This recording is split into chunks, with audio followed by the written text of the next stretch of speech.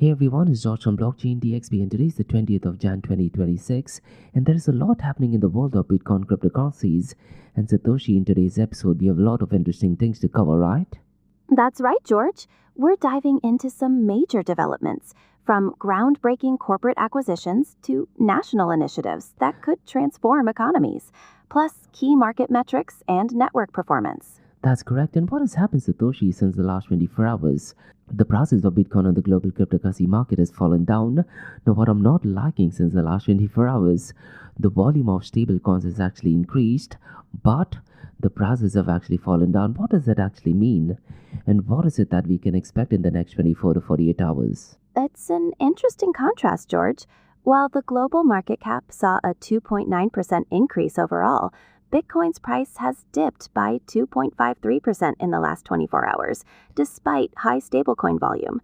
This could signal a period of consolidation or shifting sentiment, with traders perhaps moving into stable assets. What are your thoughts on the current neutral market sentiment? I agree with what you're saying, and if you look at the fear and greed index, it is at 45. Now, last week it was also at neutral, but the number was around the 50 to 56 number. But the number was around the 50 to 56 range. But yesterday that number was 49, but today it has fallen down to 45. So I do agree that a lot of profit taking is actually taking place. So we have quite a lot of interesting things to cover in today's episode. Now the first news we're going to be talking about is regarding acquisition. So can you tell our listeners, Satoshi, what is the news that we are going to be talking about later on in the episode today? I believe it is connected to one of the biggest mining company, that is Riot, right? We certainly do, George.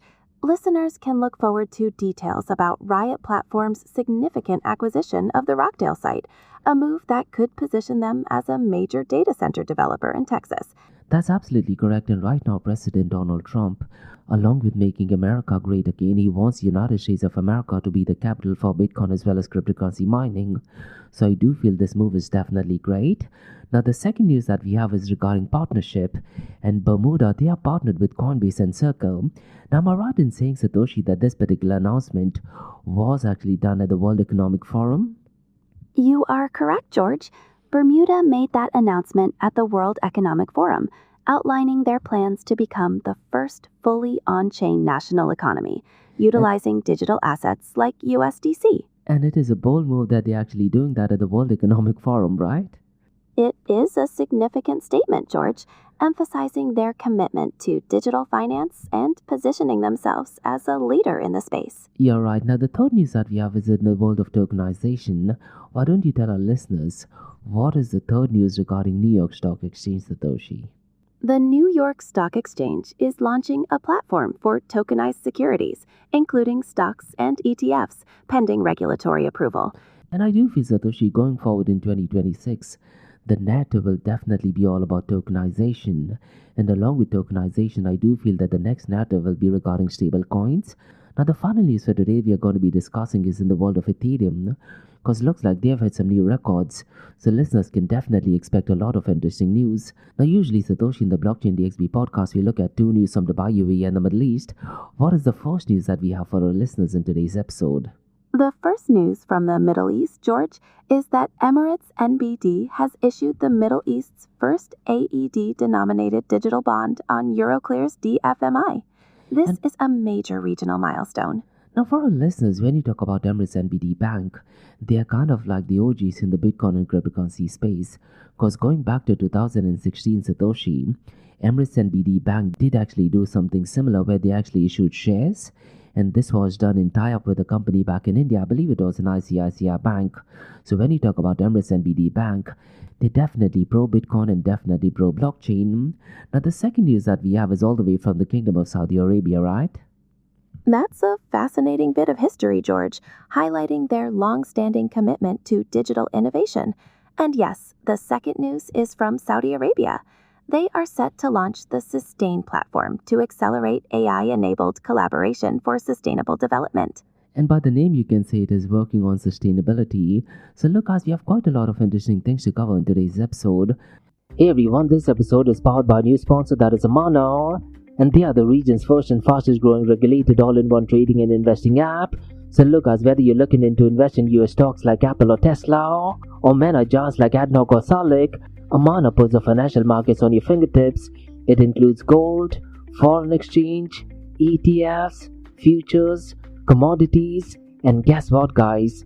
They have over 375 cryptocurrencies, and this makes them the biggest crypto selection in the region. Now, for the blockchain DXB listeners, guys, if you want to go and build long-term wealth without thinking about it every day, explore Amana's pre-built auto investment plans, and all you have to do is set your monthly budget, choose your preferred asset category, and let Amana automate the investing for you.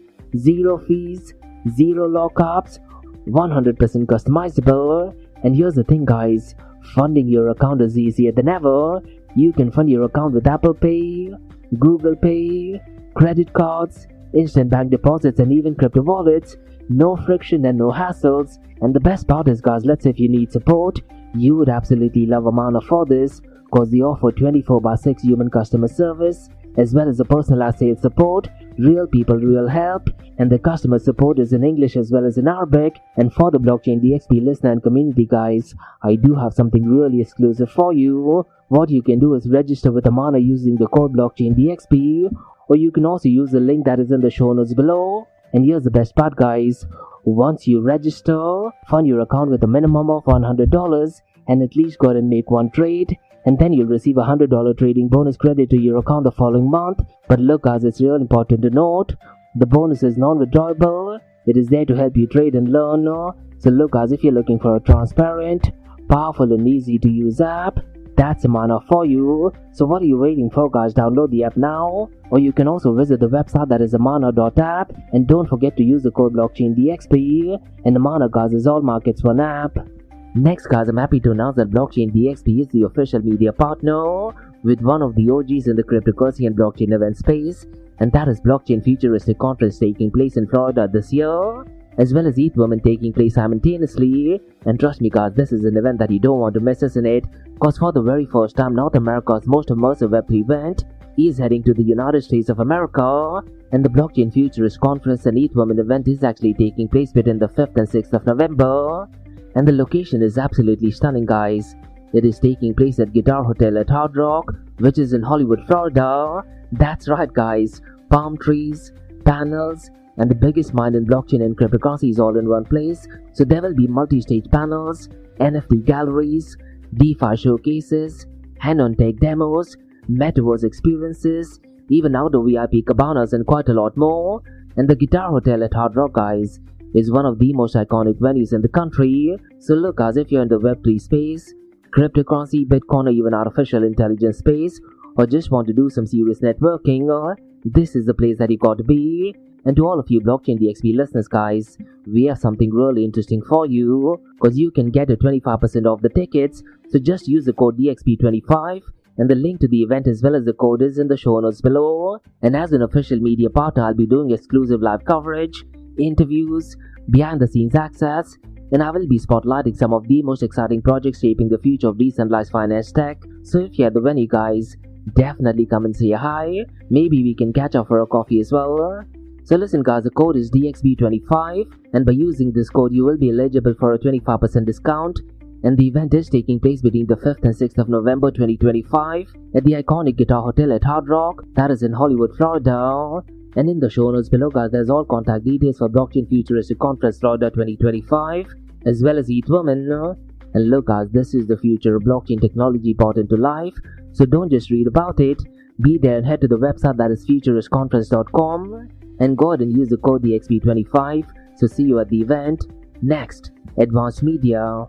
Advanced Media, guys, is the largest distributor of professional video, photo, broadcast and cinematic equipment and accessories in the Middle East and MENA region. With over 2 decades of experience, Advanced Media is now the largest distributor in the Middle East, representing more than 100 recognizable brands, including brands such as Zeiss, DJI, Hasselblad, Red and Rode. As a matter of fact, guys, the very mic that I'm recording is being sponsored by Advanced Media as well, and Advanced Media has showrooms in Saudi Arabia and services as well. Looks like they're definitely taking the Middle East by storm. And here's the beautiful thing, guys, they're taking corporate social responsibility very seriously, and they're focusing on 3 P's, that is people, planet and prosperity. Now listen, guys, if you do want to find out more information regarding the statement of corporate social responsibility, check out the website that is www.amt.tv.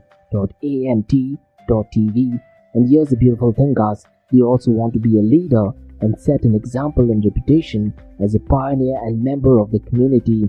And in doing so, guys, they also have an AMT scholarship with SAE Institute in Dubai, UAE. So definitely check it out. And also, guys, Advanced Media is committed to persistently developing, organizing, and hosting training workshops, seminars, and community events that educate, inform, and familiarize consumers with new equipment and the latest technological advances. So listen, guys, do one thing. If you do want to support this channel, go to the website, that is www.amt.tv, and follow the social media channels as well. All of the details are in the show notes below. Next, Startup OI is global one-tech platform for tech. It offers global high-paying tech jobs with flexibility in working time and location, global free tech events, and tech networks to connect with global like-minded engineers. A brilliant platform to listen to the tech experts in Metaverse and to grab their insights. Now listen, all you have to do is download the app Startup OI. If you're using an Android version, go to Google Store and App Store for iOS devices. Alternatively, you can also click on the show notes below to download Startup OI. Next, guys, listen, if you're into fitness, if you're into adventure, if you want to do something wild but still want to keep your health in check, there is a new podcast in town, a podcast focusing on obstacle course race in the Middle East. The podcast is called the Race Pace Podcast. So check out the Race Pace Podcast across all leading platforms. And the Race Pace Podcast is a peer-to-peer community-driven podcast where they talk all about obstacle course race in the Middle East, from Sandstorm to Spartan Race, from Tough Mudder to Desert Warrior Challenge, and also the Government Gulf Games, and quite a lot more. The podcast has interviews with athletes locally and internationally to get inside scoop on how athletes prepare for obstacle course race. In the podcast, they also talk about interesting stories on why they are motivated to do obstacle course race. And that's not all. They also plan to release 7 NFTs. And these NFTs are no ordinary. These NFTs will represent every emirate in the UAE. And listen, guys, these NFTs are going to be absolutely massive. So do one thing. Go to Spotify, go to iTunes, go to any leading podcasting platform. Check out the Race Pace Podcast across all leading platforms. And finally, guys, not your keys, not your crypto. If you have dabbled with cryptocurrencies and now are seriously getting to protect your cryptocurrencies, there is no better way to protect it by using a hardware wallet. And this is where Ledger Wallet kicks in. And Ledger Wallets are hardware cryptocurrency wallets made by Ledger, a company headquartered in Paris, France. And Ledger's hardware wallets are multi-currency wallets that are used to store private keys for cryptocurrencies offline. And Ledger offers 2 hardware wallets, the Ledger Nano and Ledger Nano X wallets. They are world-class experts with extensive crypto security backgrounds. They continuously look for vulnerabilities in Ledger products in a constant effort to improve the level of security. Now, in today's world, securing these digital assets is a critical challenge, and this is where Ledger kicks in. So click the link below to buy your hardware wallet and support this podcast. It is a brilliant way to support this podcast. So what are you waiting for? The link is in the show notes below. Let's go ahead and look at the global cryptocurrency market. Now, since the last 24 hours, unfortunately, the global cryptocurrency market has fallen down, and today it is at $3.23 trillion. Now, what's your take, Satoshi, regarding the global cryptocurrency market? Because if you look at the 24-hour trading volume, it is actually up by 2.9%, right? You're right, George. The market cap is $3.23 trillion, and that represents a 2.9% increase in the last 24 hours. This suggests a resilient market, despite the recent dip in Bitcoin's price, indicating continued investor interest and activity. And something which we did actually mention at the beginning of the episode, and that is to do with the market sentiment. Right now it is at neutral and the number associated is 45. Now here's what has happened, Satoshi, since the last 24 hours. There is still significant amount of ETF outflows, and the ETF outflows via DeFiLlama.com is showing the same as yesterday at $390 million. Now there is a very high possibility this number is not updated yet, but here's the thing, if you look at the prices of Bitcoin and cryptocurrencies, they're definitely not looking that great. So let's see what the rest of the day has in store for us. Now let's do one thing, Satoshi, let's go ahead and tackle the volume regarding decentralized exchanges. Because since the last 24 hours, I believe the volume is at $10.56 billion, right? But what about the fees? What is the fees connected to these transactions worth $10.56 billion? Total fees over the last 24 hours are $65.02 million, accompanying the $10.56 billion in DEX volume.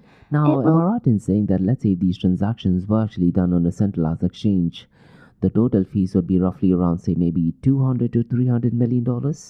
You're likely correct in that assessment, George. Centralized exchanges typically have higher fees, so that comparison underscores the efficiency of decentralized platforms. Now, if you look at the total value locked, it is at $127.15 billion. And one thing, Satoshi, which we tend to repeat quite often is that when you talk about total value locked, this is more connected to proof of stake tokens, because what happens is businesses are buying a lot of cryptocurrencies, and we are talking about cryptocurrencies that is connected to proof of stake tokens. They're buying it, putting it into the balance sheet, and then becoming validators. Now, that number today is at $127.15 billion. Now, another information that is connected to that is the digital asset treasury inflows. And today that number is showing as $2.38 billion. Now, one matrix, Satoshi, which I tend to look at is the decentralized to centralized exchange dominance. What is the percentage that is showing you via defalama.com? The DEX to CEX ratio is 34.82, George, indicating a notable portion of the market activity. Now, am I right in saying, Satoshi, that in a world where we talk about distributed or decentralization, this number should be, let's say, around the 40% mark or maybe 60% mark? What is your assessment on it? How would you like to see this number, where we can confidently state that the world is ready for a distributed or decentralized exchange world? What percentage, based on your opinion, is the right percentage? A higher percentage would typically indicate greater decentralization, perhaps above 60%, to confidently state a truly distributed landscape, as that would reflect a significant shift from centralized systems. That's a definitely great point. I definitely did not think of it that way. Now, one matrix which we briefly touched base regarding ETF outflows. Unfortunately, it looks like this matrix is not updated via defalama.com yet. So let's stick with this number of $390 million. And here's the thing, Satoshi, when there is a significant amount of outflows, there is a very strong correlation to the process. And it is needless to say, because of that, the fear and greed index is actually down to 45, right? That correlation is critical, George. Sustained ETF outflows can put pressure on prices and negatively impact sentiment, which aligns with the neutral fear and greed index number we're seeing. Now, what about altcoins, Satoshi? Can you tell our listeners how the altcoins are performing in comparison to Bitcoin? According to the CMC Altcoin Season Index, altcoins are not currently outperforming Bitcoin today, George, despite the volatility. And this is in complete contrast to what happened yesterday, because yesterday altcoins were outperforming Bitcoin. And for our listeners, CMC's coin market cap, they do have an index called as Altcoin Season Index. So thank you so very much, Satoshi, for that. Now let's do one thing, Satoshi. Let's quickly run to the 24-hour volume of decentralized exchanges, because Uniswap is leading the pack with $3.56 billion. What about Pump and PancakeSwap? What is the volume since the last 24 hours? In the last 24 hours, Pump had a volume of $1.43 billion, and PancakeSwap saw $1.01 billion in volume, showing significant activity. Now, unfortunately, Kashi is at number 4th, but his volume is less than $500 million. It is at $535.51 million. Now, if I'm not mistaken, Kashi is more connected to prediction markets. Now, at number 5th is Humidify, and its 24-hour volume is $496.29 million. Now, let's quickly run to the volume of stable coins. And as we talked about earlier, Tether USDT's volume has definitely picked up pace. It has crossed the $100 billion mark. It is at $100.77 billion. But here's the thing, Satoshi, when the volume of stablecoins is increasing, but if the prices of Bitcoin and cryptocurrencies are falling down, in that scenario, we don't want the volume of stablecoins to be increasing, right? That's a valid point, George. Increased stablecoin volume can sometimes be interpreted as a sign of caution or profit taking as traders move into safer assets. You're absolutely spot on. Now, the number second so far as the volume of stablecoins is concerned is Circle USDC, but its volume is less than $20 billion, only $14.80 billion. The third one is FDUSD with a volume of $3.42 billion. Now, why don't you run through the matrix regarding Bitcoin? Or why don't you tell our listeners its market cap, 24-hour trading volume, and dominance? Bitcoin's market cap is $1.85 trillion, with a 24-hour trading volume of $40.58 billion. Dominance stands at 57.50%. Would you like to review Ethereum next? Yeah, Ethereum's market cap is at $387.50 billion. And if you look at the 24-hour trading volume of Ethereum Satoshi, it is, I believe, at $28.29 billion, whereas the dominance of Bitcoin is at 12.02%. Now, what has been happening since the last 24 hours? The prices of Monero, which is a privacy coin, has gone off the chart. But if you look at the market cap of Binance Satoshi, it is still about Ripple's market cap. I believe it is at $126.08 billion. But what about the 24-hour trading volume of Binance? Binance's 24-hour trading volume is $3.18 billion, which is below the $5 billion mark. Now listen, Satoshi, I don't want you to ask me any questions. Is there any specific matrix you should be looking at? Now, every day in the Blockchain DXB podcast, Satoshi, we tend to look at one new matrix. And today I thought, let's go and look at a new matrix. And this is connected to liquid staking tokens. So why don't you tell our listeners what the market cap of liquid staking tokens is? And then let's go and look at the top 5 of them. The market cap for liquid staking tokens is $77.3 billion, a minus 2.2% in the last 24 hours. The top 5 are liquid staked Ether at $29.2 billion, wrapped staked ETH at $13.36 billion, wrapped Beacon ETH at $11.75 billion, Athena staked USD at $3.78 billion, and Jito staked Sol at $1.93 billion. You got all of the information spot on. And for our listeners, what you can actually do is you can go to coingecko.com and you have a section called as categories. So once you click on that categories, you can actually sort it based on the top 5, top 10, and also go and look at different matrix. Now let's go and look at the king of all kings, that is Bitcoin, because the price of Bitcoin Satoshi is at $92,977. But since the last 24 hours, looks like it has taken a minor hit, isn't it?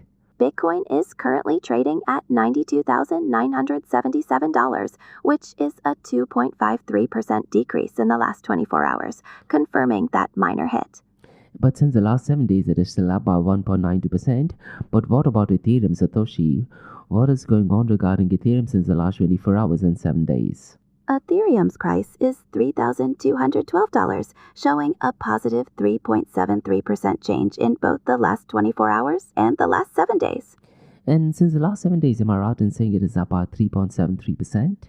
That is correct, George. 3.73%. Now, Binance BNB coin is at number 3rd and it has overtaken Ripple's market cap. And if you look at Binance BNB price, it is at $924.70. But unfortunately, since the last 24 hours, it is down by 2.74%. But looks like since the last 7 days, the numbers are still positive. It is up by 2.36%.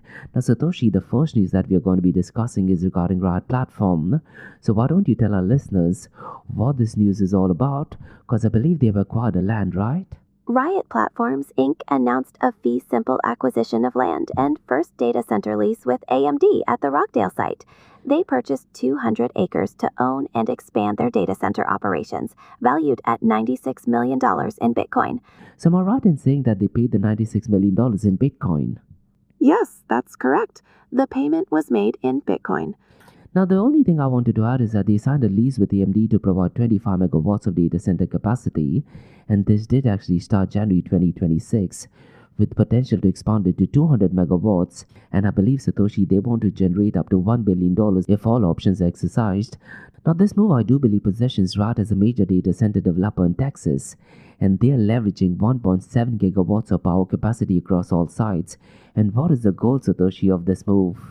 The goal is to grow their data center business, support AI and high-performance computing, and create long-term value for shareholders. Thanks so much, Satoshi, for this news. Now, historically, what happens is, Satoshi, whenever there is a Bitcoin halving, and the last Bitcoin halving, I do believe, did actually take place on the 2nd or 3rd quarter of 2024. Now, what happens is immediately after the Bitcoin halving, the mining equipment does become really expensive. And because mining Bitcoin becomes really expensive, a lot of the miners, they end up shutting down the equipment. So keeping all of this thing in mind, I do feel that Riot is definitely taking a positive move. What is your stance regarding what I just said? Your analysis is consistent with typical post-halving trends, where mining difficulty and costs increase, potentially leading to market consolidation. Riot's investment in data center infrastructure could be a proactive move to leverage that changing landscape, positioning them for growth in high-performance computing and AI, aligning with their stated goals. You're absolutely spot on. Now let's talk about a massive news all the way from Bermuda, because the Commodus Bermuda has announced plans to be the world's first fully on-chain national economy with support from Coinbase and Circle. Now what is really interesting, Satoshi, is that they actually made this announcement at the World Economic Forum, right?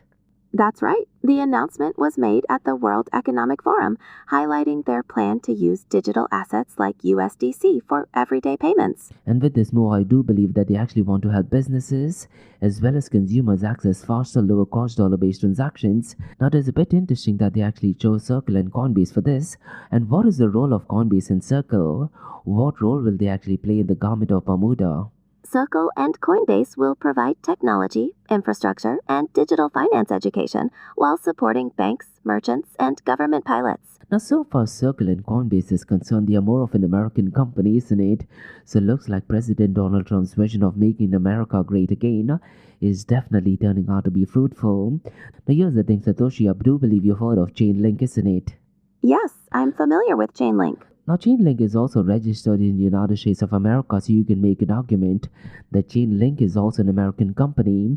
Now, they've introduced something called a CCIP, that is Chainlink Cross-Chain Interoperability Protocol. So I'm really curious to check if somehow Chainlink is also involved in this move where Circle and Coinbase is involved. But look, nonetheless, this is definitely a great move. And the only thing I can say is that they plan to build on Bermuda's strong digital asset regulation and aim for lower cost, because they want to expand access to global finance and also strengthen the local economy. But look, Satoshi, I'll be completely honest. Why do you think they actually made this announcement at World Economic Forum? Because when you talk about World Economic Forum, they're kind of massive detractors of Bitcoin and cryptocurrencies, right? So this announcement is a bit of a shocker for me, to be completely honest. It is an interesting juxtaposition. The announcement may have been made at the World Economic Forum to gain global visibility and position Bermuda as a leader in digital economy, leveraging the forum's platform for international dialogue and potential partnerships, despite previous skepticism. Now, I want you to play the role of a devil's advocate. What are the ways World Economic Forum will try to go ahead and create havoc regarding this? What are the different ways they will try to ensure that the government of Bermuda does not go ahead with this plan? Why don't you take the devil's advocate's role and tell me all the negative ways the World Economic Forum will directly or indirectly try to sabotage this particular move? Playing devil's advocate, the World Economic Forum might present criticisms focusing on potential regulatory challenges and systemic risks. They could emphasize concerns about financial stability and the potential disruption to traditional monetary systems. Additionally, issues like cybersecurity, data privacy, and ensuring equitable financial inclusion might be raised as significant hurdles. And could it be possible, let's say if there are any possibility of Bermuda to go ahead and receive any loan, could it be, let's say, from World Bank?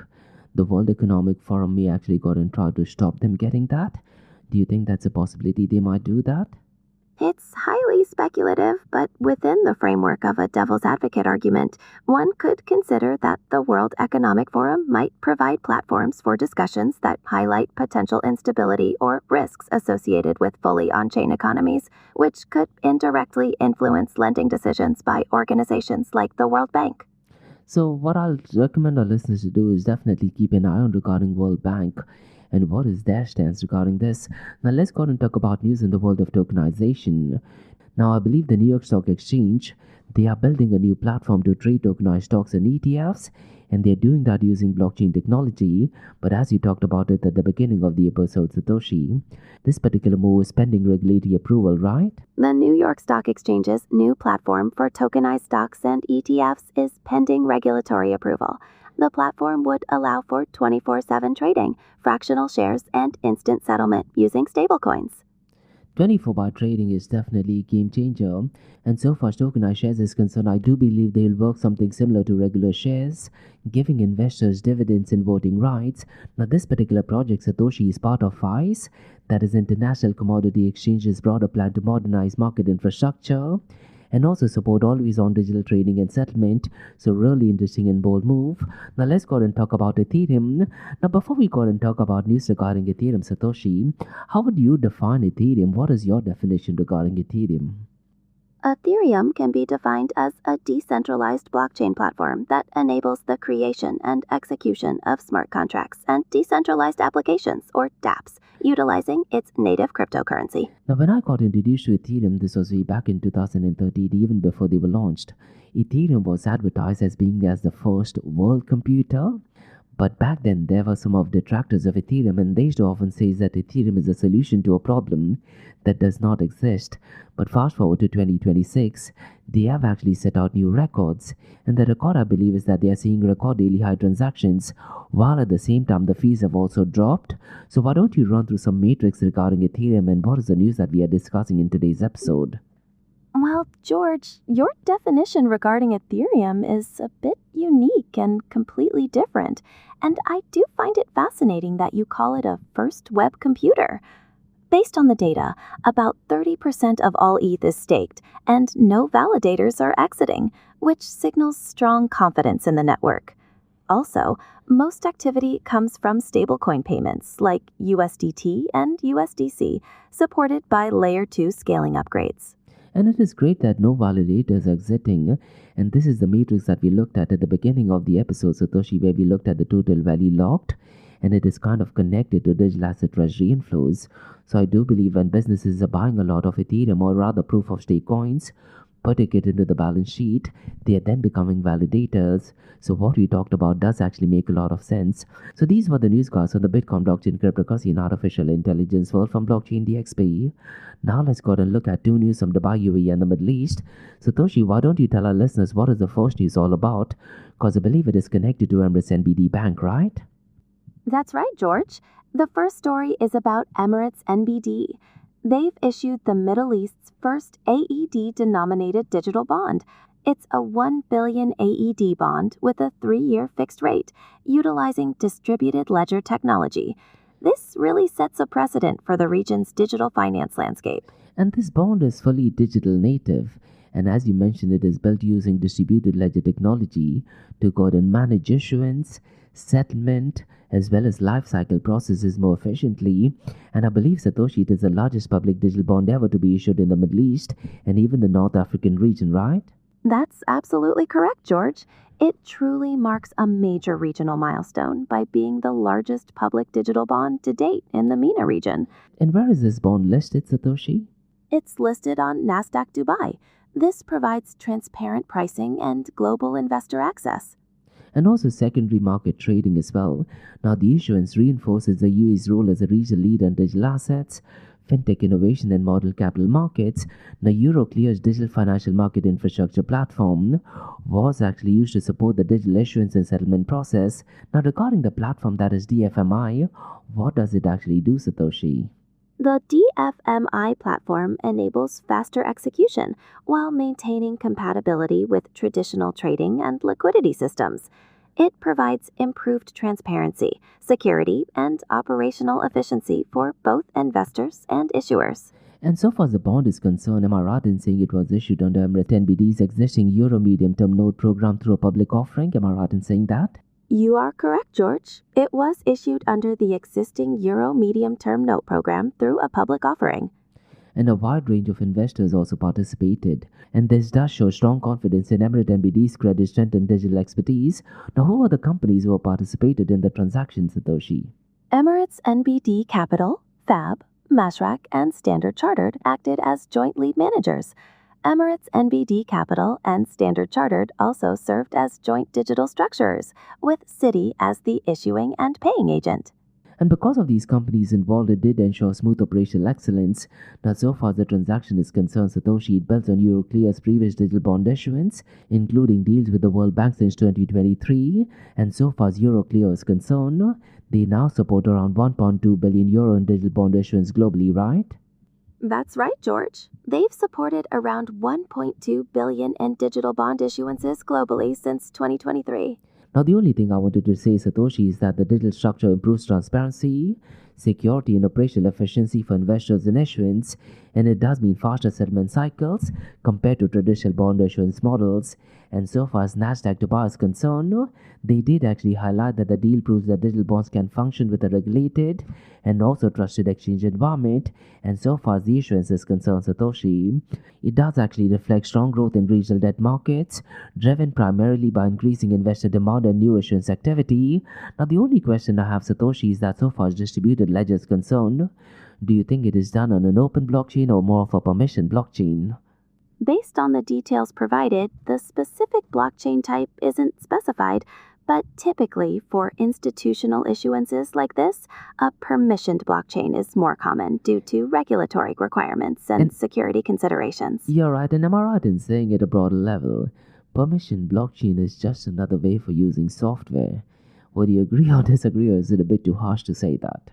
I'd say it's a bit more nuanced than that, George.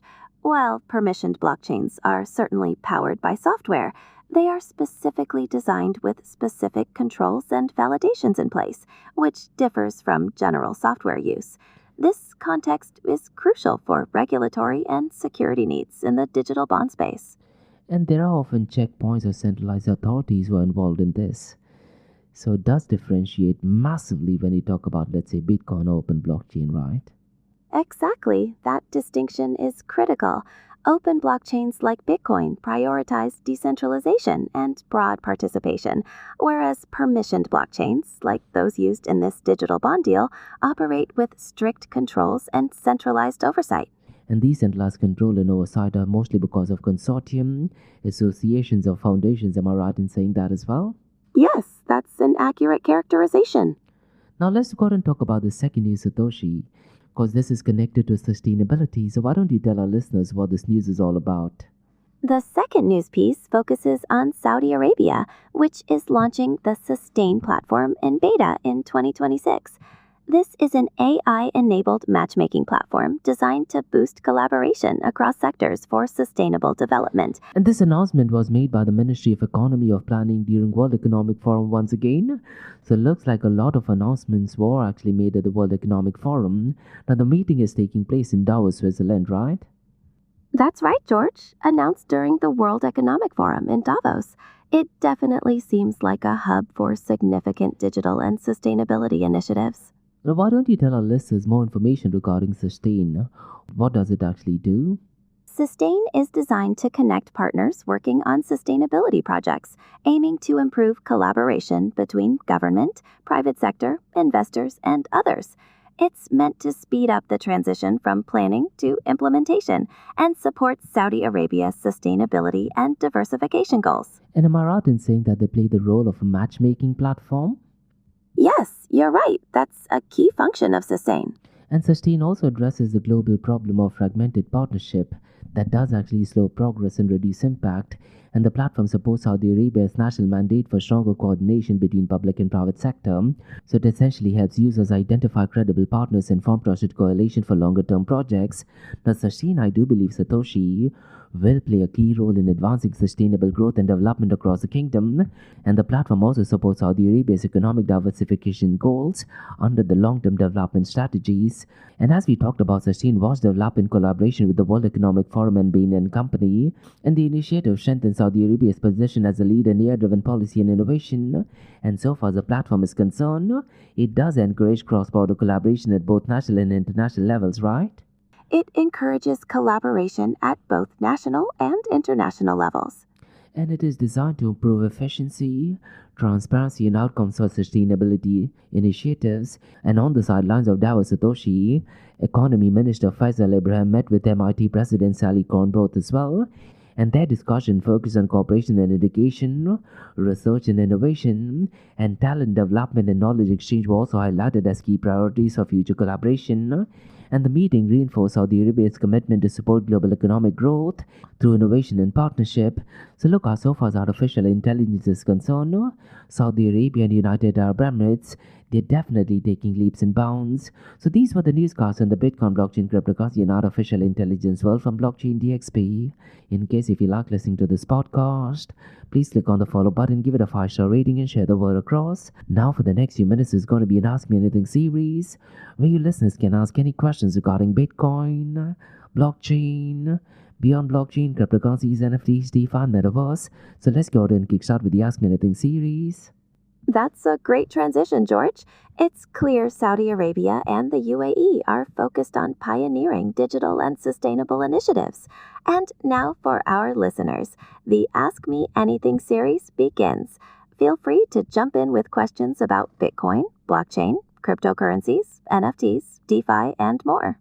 So hey everyone, it's George from Blockchain DXB listening to the Ask Me Anything series where your listeners can ask any questions regarding Bitcoin, blockchain, beyond blockchain, cryptocurrencies, NFTs, DeFi, and Metaverse. I have a question by Matt who asks, with recent ETF outflows of roughly around $390 million, but digital asset treasury inflows at $2.38 billion, do you think institutional interest in crypto is still strong or shifting strategies? That is such an interesting question. Satoshi, what's your take on it? That's a fascinating question from Matt. It does present a complex picture. While the recent ETF outflows might suggest some profit-taking or short-term caution, the significantly larger digital asset treasury inflows tell a different story. It indicates a sustained, perhaps even growing institutional interest, possibly driven by shifting strategies towards direct holdings or long-term commitments. Now, regarding ETF outflows, you also need to remember, Matt, a lot of these outflows could be attributed only to Bitcoin, because historically there has been significant amount of outflows only in the world of Bitcoin. Now, so far as Bitcoin is concerned, it is not connected to digital asset treasury inflows, because that particular matrix, I do believe, is very correlated to proof of stake coins. So we need to understand the difference between proof of stake coins and Bitcoin as well. That's a valid point to consider. The dynamics of Bitcoin, which operates on proof of work, can differ significantly from proof of stake cryptocurrencies, and those distinctions can definitely influence different types of financial flows and institutional behavior. And in the second half of 2025, there was this massive narrative regarding Bitcoin treasury firms. Because what is happening, a lot of the businesses, they were buying Bitcoin and just putting it into the balance sheet. And it is needless to say, this entire narrative is actually driven by Michael Saylor, because he was making a lot of posts via X as well as other social media where he was buying Bitcoin and just putting it into the balance sheet. Now look, Satoshi, there are dangers associated with Bitcoin because of the volatility aspect of it. But when you talk about proof of stake coins, because the prices are low, businesses can probably go ahead and manage it much better than, let's say, Bitcoin, isn't it? And I'm talking about businesses buying these tokens or even Bitcoin for that matter and putting it in the balance sheet. The strategy of corporations like MicroStrategy purchasing and holding Bitcoin is indeed driven by figures like Michael Saylor, and it highlights the balance between potential gain and significant volatility. While proof-of-stake coins may offer potentially lower volatility, the decision to include them on balance sheets involves a complex calculation for businesses, weighing risk, potential return, and long-term strategy in the crypto market. Yeah, for these trillion-dollar companies, I do believe they can currently handle the volatility so far as the price of Bitcoin is concerned. And Matt's second part of the question is, do you think institutional interest in crypto is still strong? I do feel that the answer to that is yes. As a matter of fact, what better news by Bermuda today, where they made an announcement that they're partnering with Coinbase and Circle. That definitely is a very strong commitment that institutional interest as well as government interest is still really strong in the Bitcoin and cryptocurrency space, right? That's an excellent point, George. The Bermuda partnership with Coinbase and Circle certainly does seem like a strong testament to continued institutional and governmental interest and confidence in the crypto space. And that's about all, guys, from the Ask Me Anything series on Blockchain DXB. And thank you so very much for this interesting question. In case if you like listening to this podcast, please click on the follow button, give it a 5-star rating and share the word across. Remember, Monday to Thursdays via Blockchain DXB podcast. We look at the process, we look at the latest technological development, we talk about different partnerships, we also delve into politics because lately politics is having a massive impact on the price of Bitcoin and cryptocurrencies. We discuss the different partnership as well as a lot of technical innovation. Then we look at 2 news from Dubai, UAE and the Middle East. We look at the latest technological development. We talk everything in the world of Bitcoin, cryptocurrencies, NFTs, DeFi, Metaverse from the Middle East region. And And lately, there's a lot of news in the world of artificial intelligence for the Middle East region. And I do feel, Satoshi, that Saudi Arabia is definitely leading the front. And what you're listening to right now, guys, is the Ask Me Anything series, where your listeners can ask any questions regarding Bitcoin, blockchain, beyond blockchain, cryptocurrencies, NFTs, DeFi, and Metaverse. So thanks so much for listening, guys, and have a nice one. Bye-bye. Thank you, George, and thank you to Matt for the great question, too. It's been an insightful discussion, and I look forward to the next episode.